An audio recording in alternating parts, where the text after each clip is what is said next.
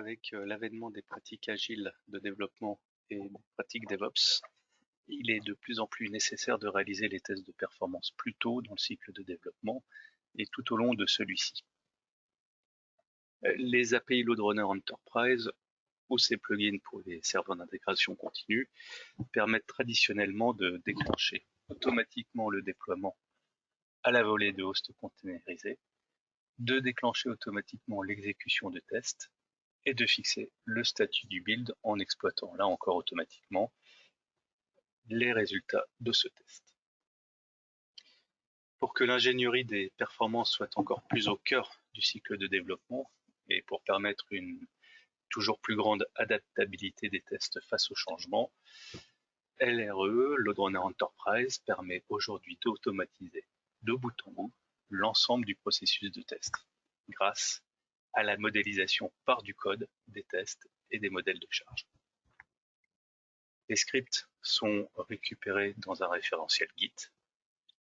Les tests sont décrits grâce à un fichier YAML ou à un contenu YAML.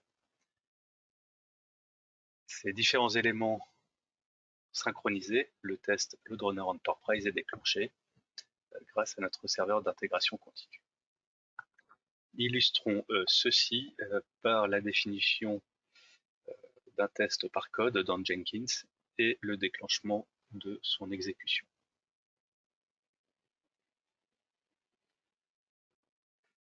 Dans un premier temps, nous définissons notre test Jenkins.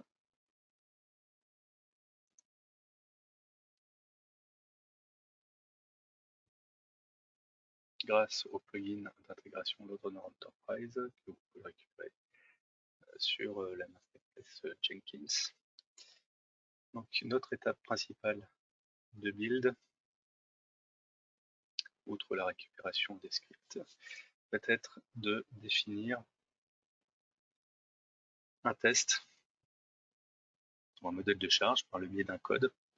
Donc ici, nous avons une description YAML qui pourrait être stockée dans un fichier dans le référentiel Git ou qui peut être, comme on le voit ici, définie directement au niveau de la tâche de build. Donc nous allons créer un test nommé test code 1 et qui va exécuter ici un scénario très simple avec un seul script, 10 utilisateurs virtuels et sur un test qui durera 3 minutes après une phase de montée en charge. Avant de déclencher l'exécution, jetons un œil à Load Runner Enterprise. Pour l'instant, aucune exécution en cours. Et dans notre structure de test, nous n'avons pas de test as code. Au moment du déclenchement, nous allons voir ici les tests qui vont être créés, les éléments qui vont être synchronisés.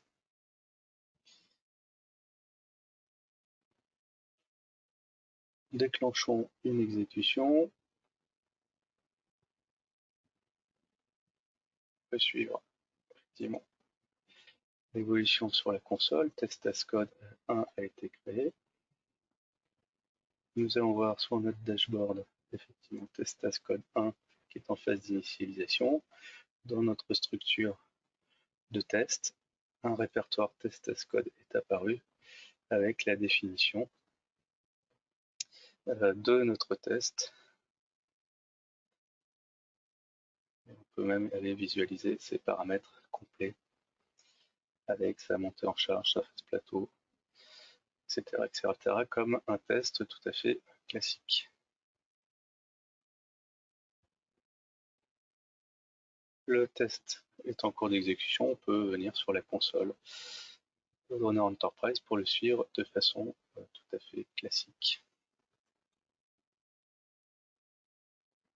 Côté Jenkins, notre status. En synthèse, l'automatisation de bout en bout des tests de performance est dorénavant possible grâce à la définition des tests par code et grâce à l'intégration de Load Runner Enterprise dans l'écosystème Agile DevOps et d'intégration continue. Les scripts et tests gérés en configuration comme le reste du code applicatif, sont synchronisés depuis le référentiel Git vers LoadRunner Enterprise pour une exécution et une exploitation automatisée des tests. Cette automatisation de bout en bout vous garantit une plus grande vélocité et une meilleure qualité des applications.